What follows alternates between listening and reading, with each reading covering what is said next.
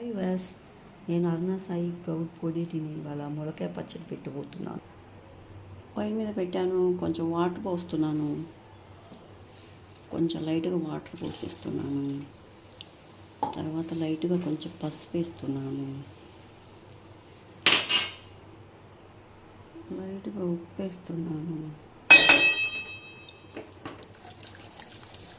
కొంతసేపు ఉడకబెడుతున్నాను. పచ్చి వాసన పోయేదాకా కొంచెం మునక్కాయలు ఉడుకుతున్నాయి.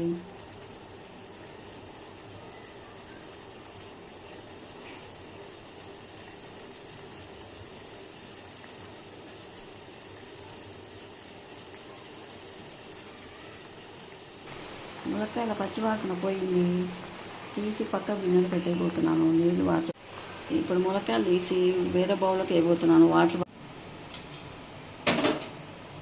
మునక్కాయలు ఉడికేసాయి. పచ్చివాసన పోయేదాకా ఉడకబెట్టాను.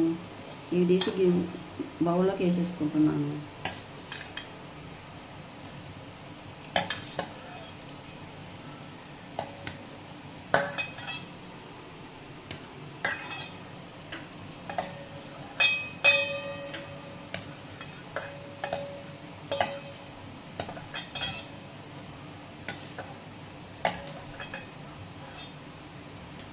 బౌల్లోకి వేసాను. కొంచెం చల్లారేదాకా ఉంచేసి అవి చల్లారే లోపల అంతలోపు తాలింపు వేసుకుందాం. అందుకే గిన్నె పొయ్యి మీద పెట్టాను. ఆయిల్ పోసి ఉంచాను. ఫస్ట్ జీలకర్ర వేస్తున్నాను. తర్వాత ఆవాలు వేస్తున్నాను. తర్వాత ఎల్లిపాయలు వేస్తున్నాను. తర్వాత కరివేపాకు వేస్తున్నాను.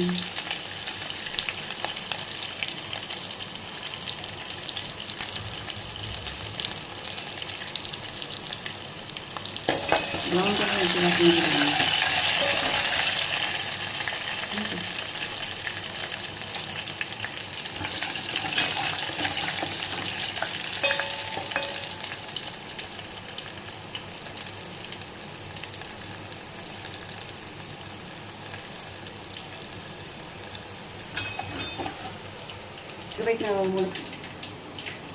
ఉడకబెట్టిన ములకాయలు చల్లారిపోయాయి.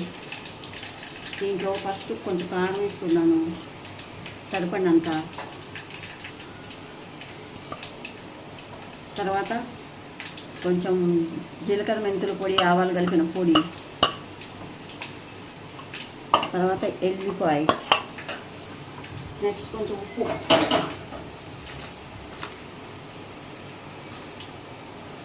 సరిపడినంత.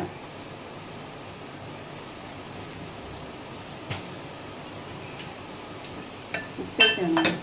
ఇప్పుడు కారం బట్టి కొంచెం లైట్గా కలిపేసాను. కారం, ఉప్పు, పసుపు, ఇంత పొడి వేసేసాను. లైట్గా ఆయిల్ పోసాను. లైట్గా ఆయిల్ పోసి పెట్టేసాను.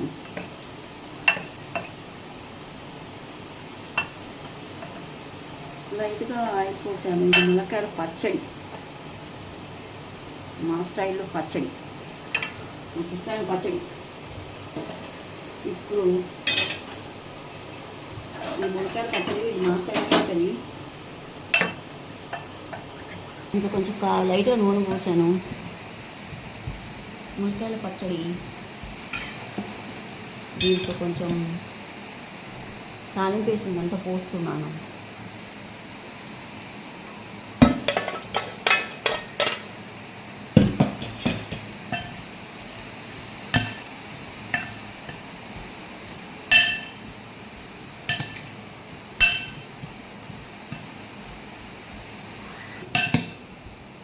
దిస్ ఈజ్ మునక్కాయ పచ్చడి, మై స్టైల్, అరుణ సాయి గౌడ్ పొడిటి స్టైల్ పచ్చడి.